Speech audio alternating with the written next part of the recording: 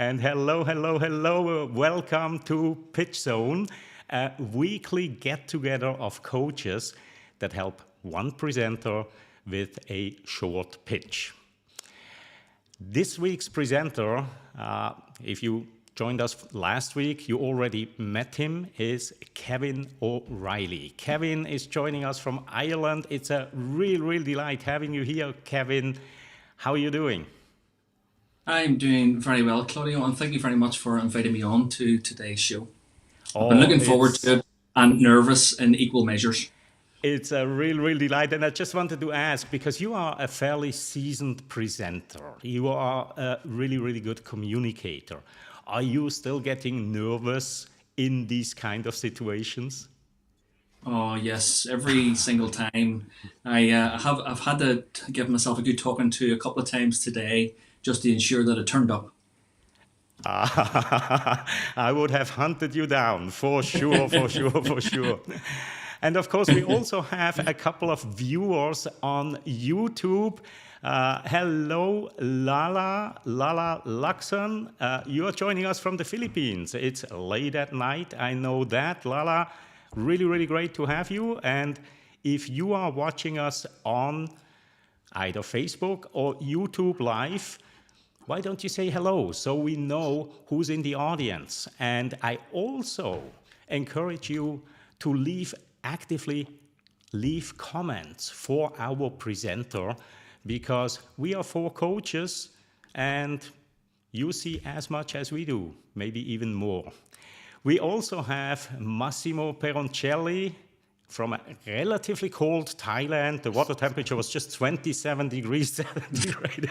Okay, make us all jealous here, Massimo.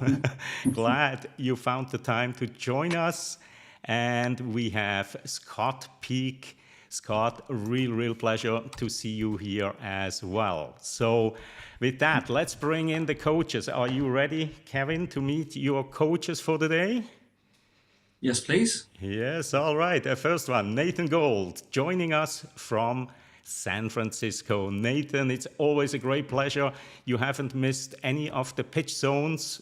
As a matter of fact, for those that watch us at home, Nathan and I created this concept together more than 2.5 years ago. And, you know, it just recently went into a live format here on YouTube. So it's always a great pleasure to welcome you, Nathan. How are you doing today? Super. Thank you for that wonderful introduction and welcome. And please don't forget, you did 100 of these episodes in a different form before that, which led into this new format. So thanks for keeping me involved, and it's a pleasure to work with you. Oh, really pleasure. And while you were talking, Henrietta just joined us on YouTube as well. Henrietta, real pleasure seeing you here today. And Mommy Guide, she changed the a platform. She was on Facebook before. She hopped over onto YouTube. YouTube is just more convenient, I think. So all good. All right, so coach number 2, while I'm putting Nathan up in the coaches row, coach number 2, we have Stuart Pink. Stuart joins us from Boston, Massachusetts. Stuart, how are you today? I'm good, thanks, Claudio. It's relatively warm for this area of the world at this time of the year, but then I'm looking at Thailand and Massimo, and I'm still jealous. I wish it was warmer still. You know, I think we just reached a new low with our show, because when we are starting to talk about the weather, and predominantly about the weather. Okay, let's leave it at that. I'm English. That's what we do. That's our national trait. That's it. And yes, just a little tip here from Mummy Guide. Please do not forget to smash the like button. And while you have your finger on the like button, also click on the subscribe, so you're not going to miss out any future episodes that we are doing here. So, Stuart, it's always a real pleasure having you here.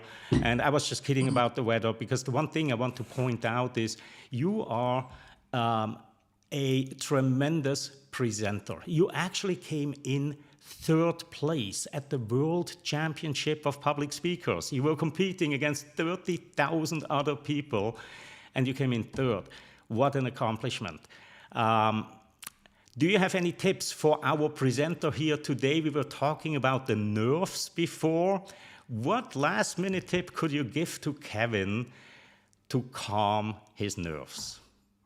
Well, I think it's very easy and very natural to start panicking and think about all the things that could go wrong. And we've all done it. We've all been there.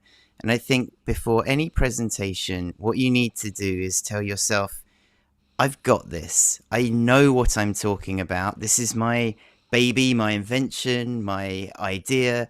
I know all about it.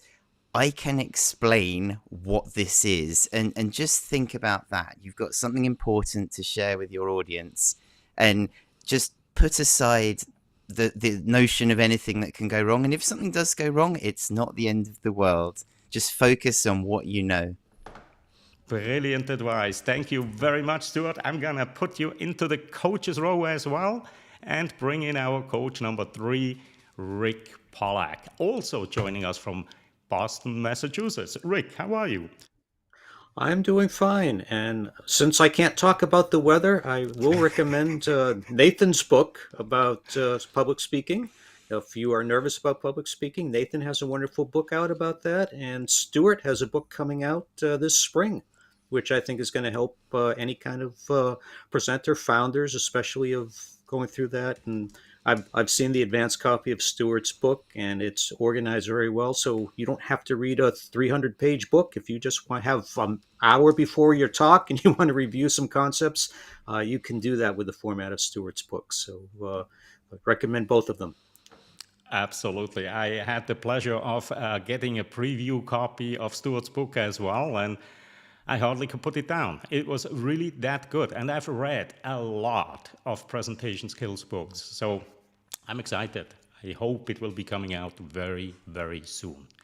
And of course, Lala wants to know, what's the name of the book, Stuart? So my book is called Last Minute Speaking, a Survival Toolkit. And the idea behind that is not to encourage you to leave it to the last minute to give a presentation, but rather if you find yourself with relatively little time left, don't panic. It's still not too hard to do what you need to do, and everything you need is in the book. Awesome, awesome, awesome. So with that, we are actually getting to the point, and I was really just stretching this out, Kevin. I was stretching this out on purpose because I know you are a seasoned presenter, and the longer I stretch it out, the more I saw you.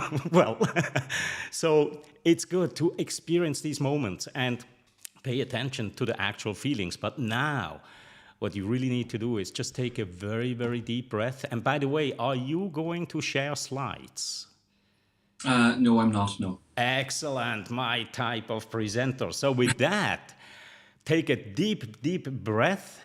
And I'm going to switch over to you in the focus. And as soon as you start talking, I will also display a little timer just above the screen there that lets you just gauge that you're staying roughly within the 3 minutes. All right. Kevin, drum rolls. The floor is yours. Everybody knows, especially those in human resources, that the most important asset of any business is its people. And we at Dokimaz Consultancy find this self-evident. But where do you find the best people without it taking forever? Let me ask you this. Do you know how much your hiring process actually costs you in time and resources and money? Tasks like creating a candidate selection criteria and managing interviews, as well as preparing a risk mitigation strategy, takes up huge amounts of time, resources, and effort. Gone are the days of the traditional ways of hiring employees. As a consequence of the pandemic, the job landscape has changed forever. We at Dokimaz have witnessed that change, and I would like to share 3 examples with you. First is the acceptance of hybrid working. Some 80% of businesses outside of the construction and manufacturing industries have the potential to work from home some of the time or all of the time. Second, more demands are placed on employers. Candidates want to know more about the job role, the responsibilities, and the corresponding level of authority they will have. And thirdly, the increasing employee turnover rate has almost doubled since pre-COVID times. Gone are the days when a candidate would have been a slave to the hiring process. So what does a 21st century enterprise do in the face of this changing landscape? We at Dokimaz have been in the business of candidate selection processing for over 2 decades. We've been constantly refining and tuning the process from start to finish. We do this in 2 ways. We use the Pareto principle for everything we do, and we use our in-house procedures and checklists to make everything as straightforward for everybody involved. So to avoid any confusion or misunderstandings, we offer a free 30-minute Zoom chat to discuss where we can help and to what extent. If you would like to know more about our services, please click on the link below and subscribe, and someone will be back with you within 24 hours. Thank you. Oops. All right. This was a good job. I think we have a couple of things that we can discuss here. Now, I totally forgot to ask you, is this an investor pitch or is it more for whom? This is going to be a pitch that I'm going to put onto my website. So anybody that comes onto the website, click on a little link and they'll be able to witness that. Yeah, okay. Because I put into the YouTube chat that this would be an investor pitch, but no, it's not. It's more of a website, a direct to your customer consumers, and I liked the call of action in that. So let's start the round of feedback with Stuart today. Stuart, what can you share with Kevin right now? Well, Kevin, first of all, well done. I really enjoyed that pitch and I thought it was really excellently structured. One of the most important things when you are presenting is for your audience to be able to follow along clearly, and that clearly had been very well thought through. You guided us through each step. You told us if there were 3 points or 2 points. So the whole time, it was so easy to follow. I am going to make one comment about the structure in a minute. But the other thing I noticed was, apart from the excellent timing, because you took almost the exact amount of time, the flow got better and better as you went on. Not that it was particularly bad at the start, but by the end it was so smooth, it made me think, oh, the beginning you were perhaps warming up. And one of the challenges any presenter has is, how can I come straight into my presentation already smooth, already warmed up? Just as if we're running a race or something, you warm up before the race because you need to be at your best as soon as you start. It's the same when we're presenting. So there are a few things that you might think about so that you can start really strongly. One would be to warm up your voice.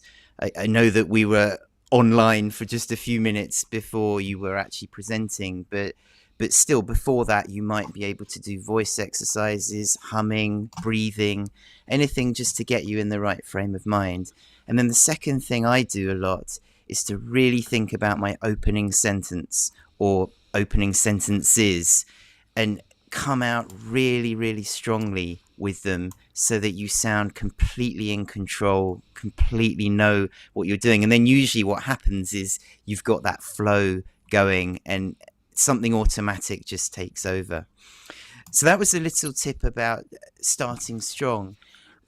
I said earlier, I loved your structure. I think my only comment in terms of the content was that you spent quite a long time setting up the problems and the problem that you would be solving and the issues in today's workplace, and relatively little time about who you and your company are and exactly differentiating why you're different from everyone else. I think we had maybe 2 minutes or so of the background, the general problems, and then 1 minute of you and your company. So I think in 3 minutes, I would like to know a little bit more about you. If you were giving a longer presentation, that background certainly gave you credibility. It showed us that you understood the issues in the marketplace. But now I'm thinking, okay, yes, that's right. But why you? What is it that you do, your company? That's what I want to know a bit more about. But as I say, I thought it was really, really well delivered. Well done. Thank you, Stuart. Yeah, and I will add on to what Stuart's saying. Kevin, I agree with a lot of Stuart's comments, and the notes I took, and some things that I think you might want to consider changing is you started out and you said everybody knows, and I think it's more effective since when you're, especially if it's on the website, you're talking to one person. So think about it, is it, would you know that, or your company knows that, instead of everybody, because everybody's, I think, is broad. So talk about the asset of people. One thing that you did that I liked, around 20 30 seconds in, you were leaning forward and you said, let me ask you this. And the leaning forward I thought was effective because it's, again, you're talking to, let me ask you this, not everyone. It's the one person. And the prop of the money I think was good. Uh, Also, and Stuart is the public speaking expert here, and the other coaches have probably recognized this as well. But you repeated a phrase a few times, and the repetition is good. And you said, "Gone are the days. Gone are the days of traditional hiring. Gone are the days." And that I think is good. That repetition is good. Uh, those are the things I liked, and the structure and the example. But I'll agree with Stuart is I really didn't see a compelling reason. You talked about the problem up until you didn't mention the company name till like around the minute 10. You gave the examples, hybrid working, the demands on the employers, the increase in turnover, and then it was 2 minutes where you said what to do, and you talked about the experience. But I didn't get a compelling reason to say, well, everything. Well, I know that whether it's everybody or me knowing that is, I understand hybrid working, demands on the employers, increased turnover, but I didn't get in that 3 minutes of what your company can do a compelling reason why I should set up that 30-minute Zoom chat. So I think you can get more of that in there, because I think most people are going to understand the problem. So if you can get into that first minute, especially of something that you can do differently, or that's going to make those three examples you talked about better for the company hiring people, I think that's going to make it more effective.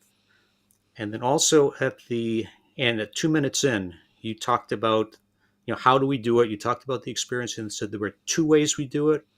And did you say the first one was, did you say it was the Pareto principle? I didn't quite get what you said. It might have been your accent a bit, but Pareto, it may be the Pareto principle. okay.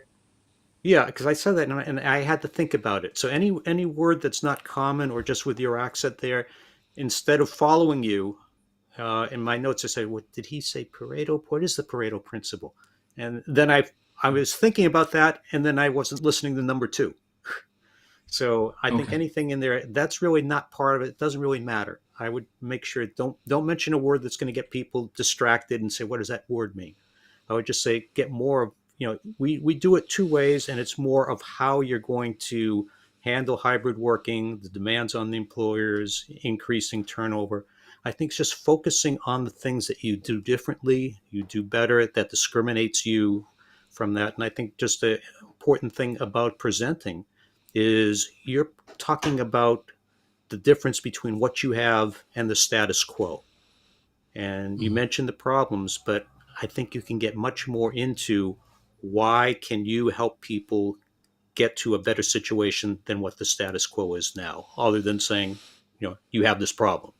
So that would be my suggestion on revising the pitch, coming back again, and making sure that someone looks at a 3-minute video on your website and they're all set to click on that link to set up the Zoom call because you really put in, these are the things that we're going to do better, and they're going to be excited about signing up for that call. But great job, Kevin. We're looking forward to seeing another pitch. All right, thank you very much, Rick. And you mentioned two things that I want to add on or follow up as well, and that's the opening and words. Let me start with the opening first. And I think the feeling in the room is very similar. Your opening was really long, right? It was like, and again, it's a different pitch, whether it's an investor pitch or whether it's you're building the foundation. However, I thought if you would skip everything before your question, do you know how much it costs, and you have the money in your hand? And I thought that would have made a really, really powerful opening, right? Because that's when I click on a video and the first words are, do you know how much it costs to blah, blah, blah, blah? I immediately get curious, and that's the name of the game. You want to evoke curiosity so early on that I want to listen to the second sentence and the third one and the next paragraph and on and on and on. So yeah, the opening I think really, really could use some work. And then words. Rick mentioned, how important specific words are and what they evoke in us, because it's all about what do these words really mean to us? And so in this case here, the one that I noted down is risk mitigation strategy. Not only is it quite a mouthful, but let me ask you, Kevin, what does that mean? What does that do for your customers? Well, it helps pick out the good apples from the bad apples in a very basic way. Okay. It helps identify them more easily, and you put the processes in place to ensure you get the better apple. Okay. And that's the kind of active language that I would use in place of risk mitigation strategy, right? Say, and it helps you to blah, blah, blah, blah, right? You're saying the same thing, but you're not stating it with a couple of nouns, but rather with verbs. What does it do, right? So before I move on to Nathan, because I'm very, very curious, of course, about Nathan's feedback as well, let me bring in another comment here or two by Massimo. And this is something, Massimo and I, a while ago, we belonged to the same Toastmasters club, right? And this is something that Massimo pointed out to me in life situations as well. And in my case, it was mostly because I was holding a clicker in one hand, so my gestures were limited to the other hand. I didn't use both hands very well. So Massimo is pointing this out here and says, you never use your left hand. Of course, you were holding cash in it, but once that was done, and I didn't notice it, but you still just used one hand. So that's just something for you to take in. And then another comment here from Massimo, really easy to understand speech, clear, but maybe a little too clean, meaning I didn't feel it was yours. So whenever I see feedback like this, and I wholeheartedly agree, because you and I, we have talked before, Kevin. And when you just talk conversationally, you are less, let's say, formal, right? To me, it was, Massimo uses the word clean. I would say it was fairly formal language, formal presentation, formal body language. So I didn't feel it was your baby, your creature. I didn't feel your love for it. So this is another part here, is it's a really, really just about the emotions. What kind of emotions can you evoke? And there are so many different ways and places that you can do it. Use them all. Use them all. Yeah. Nathan. Yes, thank you. Okay, well, let's start with something that really worked very well here, and that was your eye contact with us was outstanding. So you did an excellent job looking into the camera when you were speaking. So I felt like you were looking at me while I was looking at you on the screen.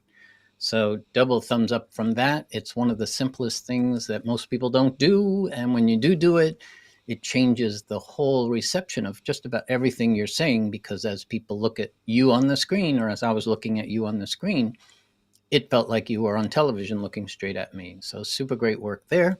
Love it. Nicely done. Okay, so let's talk about that, what everybody else is talking about, which is too much time on the problem. This is very common, and people feel like they have to educate the audience about the problem when you already have enough feedback from Rick and Stuart and Claudio to get to it faster. And a question can often do that. I like your statement of, do you know how much your hiring process costs you in A, B, and C? That pause after that, and then perhaps saying, well, the industry average is, boom, some number, because that would give them a reference. Perhaps if they do have a number in their head, they can instantly compare it to what you just gave them. Or if they don't have a number in their head, you just gave them one that they can perhaps use in listening to your persuasive language that needs to follow. Which leads me to the second thing. Not enough persuasion coming out of this pitch in order to get me to click on schedule a call. And I feel like the only thing that is missing here beyond what Massimo said about, and Claudia just said about communicating how you feel about this in the way you speak, in the way you use your voice and your hands and your facial expressions, all of that's very important. But what's missing for me here most is the value. I'm not getting the real strong value that you're giving to your customer. I hear about the what and the problems, but what's the real value? I feel like you need to spend more time helping that person watching that short video decide, wow, that if I could get that kind of value by using their solution, I want to know more. So it's not the solution. It's the value you get from it. Kind of like what Claudia was leading to earlier. Okay, so I'll pass it back over to one of the other coaches here, and I'll come back and give you more later. Stuart. Yeah, so Kevin, first of all, I want to piggyback off something that Nathan just said there, which is I strongly agree. Instead of just generally referring to the money, do you know how much money it costs you?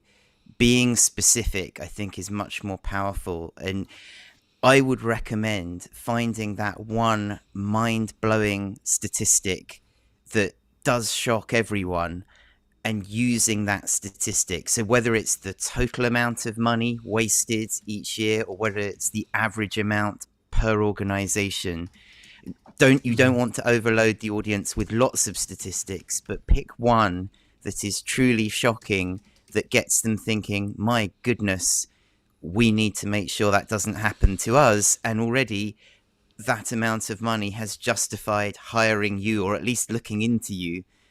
So being specific is often a very useful tip when presenting, because it shows you've mastered the details. It's the beginning of being persuasive as well, like Nathan was talking about.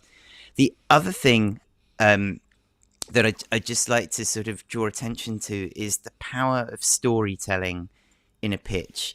We all love stories. Since we were born, pretty much, we've been telling stories. And if ever there's a way to work in a story, you can just take the audience along with you. So one obvious kind of story might be an example of someone that you have helped, or a way in which you've done things differently to other organizations like yours. But I'm also thinking about the story you told us before we actually came on air this morning, which is the origins of the name of your company. Because that was a compelling story with Greek origins, what that means, how that applies to your business. That's not something I'm going to forget, which means you become memorable to me. That story, honestly, was more memorable, I think, than the 3-minute pitch that you gave. So always be looking, how can I stand out? How can I be original? What's unique about me? And can I work that in through a story as well? Wow, this is such great feedback, and we are not done yet. I hope you are getting your money's worth, Kevin, because this thing is actually free. And I just want to hop in very quickly with a little plug. If you are a startup founder, or you are a sales or an account executive that wants to practice your pitch, please feel free, apply, and we will make sure that you get the same treatment as Kevin is getting here today. So simply visit pitchzone.live and you will find a couple of slots on the calendar. Simply click on it and we'll take it from there. And while I'm already doing these kind of things, remember to subscribe so you will get all of the updates plus any additional videos that I'm gonna post in the channel automatically in your YouTube feed. So, Rick, you wanted to go again. You have some more comments for Kevin. Please take it from here. Yeah, and I think just to follow up when Stuart was talking about stories, and Kevin, you were talking about the bad apple, and Claudio was talking about curiosity. And one thing about storytelling, the hero of the story is not you, it's the customer, it's the people watching. So if I were going to put a story together on that, I would say, imagine you have two candidates that are your two finalists for the position. How are you going to tell who's going to be better? One could be your bad apple. Your story is, okay, people are curious now. And that's a problem that hiring managers have. If you told a story about how your company can help them identify who's the best hire, whether it's through background checks, whether it's about the story about spinning the coin of to tell if it's really gold or not. You have this magic or some kind of algorithm that you can tell. I don't care how it works if I'm a hiring manager, but if I can get the results, I'm going to be curious about it. So I think if it's a story about you as a hiring manager can use your tool to actually be able to pick the right hire, then those three problems that you talked about, those aren't your story. The story is how you can help them make that right decision to pick the best person for the job. And I think that's a story that's going to get them curious. And of course, okay, the status quo right now is I can't tell. I got to flip a coin, not a spin a coin, but flip a coin. And so you can tell them that these people are in a hiring process. This is the person to hire. They're going to get a recommendation from you. So I think that's a story, and you can do that instead of in the first couple minutes there, instead of recognizing the problem. If that story talks about how to pick the best candidate, or if they pick the wrong candidate, the cost of that. So I think that you could work out a story there that's going to be people curious about it. They're going to see the value of it, as Nathan was saying, and then they're going to click on that link to find out more. So I think that's going to. Stuart, do you have something else to add on to that? No, but I do. Go ahead, Stuart. Nathan does. Okay. Okay. Yeah, Rick, you just actually gave, I believe, Kevin a really super great visual opening. Think about what he just gave you there, Kevin. So you remember the story you told us about, the name of your company is, a person that discovers metals. So if you wanted to play on that, either in person or in a video, you could literally take a gold coin and flip it, catch it, and say, would you like to bet on the hire as a good apple or a bad apple at this point? That's, perhaps a mix of a metaphor there, but You could use one or the other, and in person, you can bring apples into the room. You can bring the coin into the room. On the video, actually, I could see you spinning the coin and having people like turn up their volume and listen closely. You know, those kinds of things where we're actually getting even more curious why you're even doing that. I'm all about drama, especially in the opening. If you can keep us engaged and watching and wanting to know what's going on here with something like a little bit of acting like that, I would definitely consider that, especially in person. Okay, thank you. Stuart.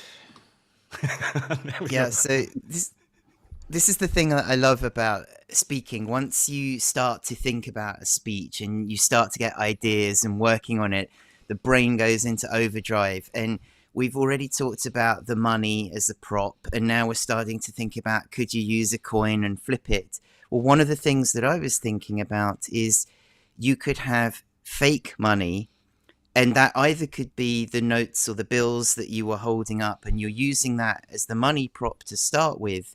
But then if you had fake money that looked real, you of course have that opportunity to ask the audience, but wait a minute, how can you tell if this is real or not? If this is good or bad? You can show them the real thing that looks the same. This could be a coin or it could be a bill. And that way you're exactly demonstrating the service that you provide, which is that you find, we keep saying apples, but the good apples from the bad apples. So I think, as Nathan said, you want to be careful here not to maybe overuse things too much or mix metaphors too much. But I feel that there's a way of using a prop more than once here, both to show the general cost point that you want to make, but also the filtering out the good from the bad or the real from the fake. And I definitely think you could use the props to do that. Great. Thank you. Yeah, this is so brilliant, and you know, I am a huge fan of props. Props, and this is perhaps more for the audience watching us than you, Kevin, because you are very, very much aware of it. That's why you're using them, right? But props just have a way to make things memorable. People just always remember certain props that they've seen in a presentation more than any of the words that people speak. Right, Nathan?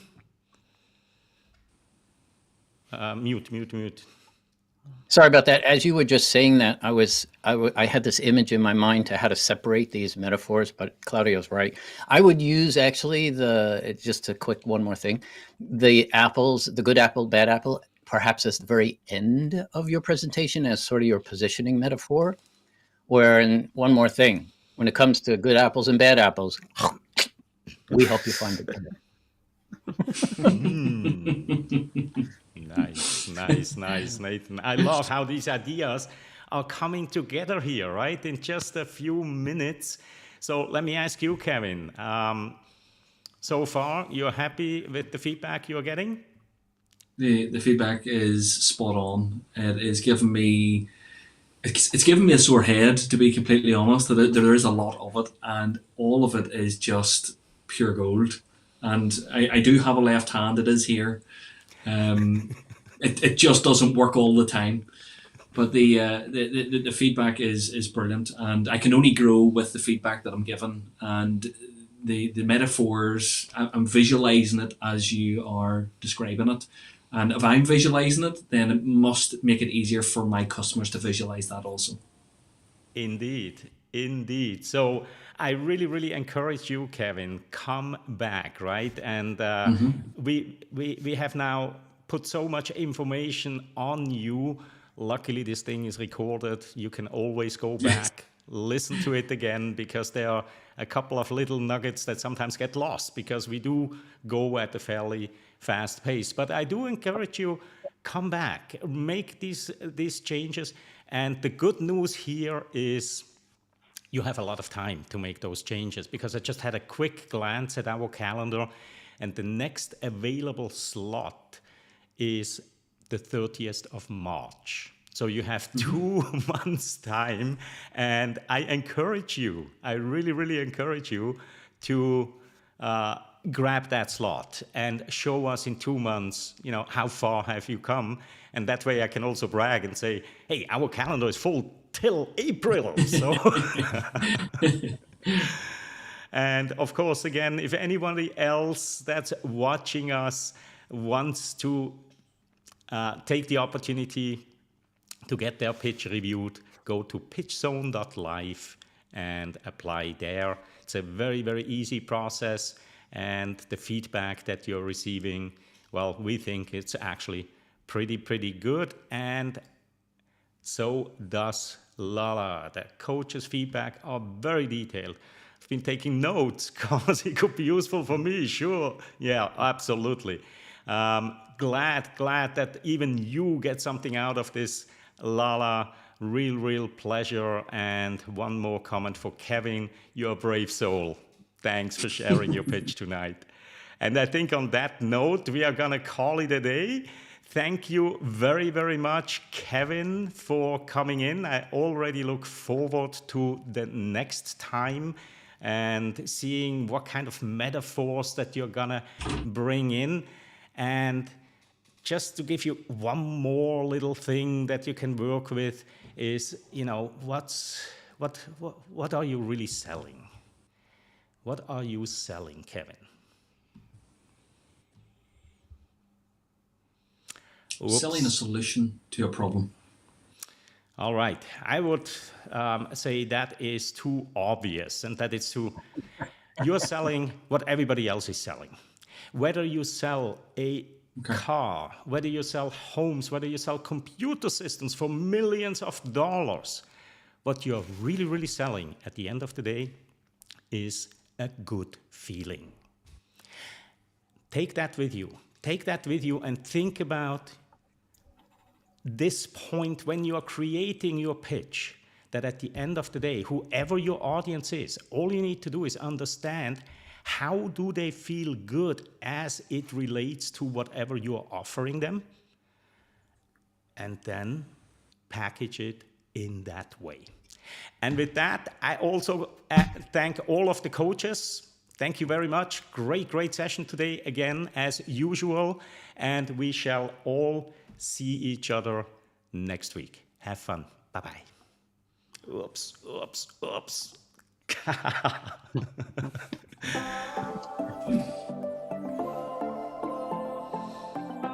It happens.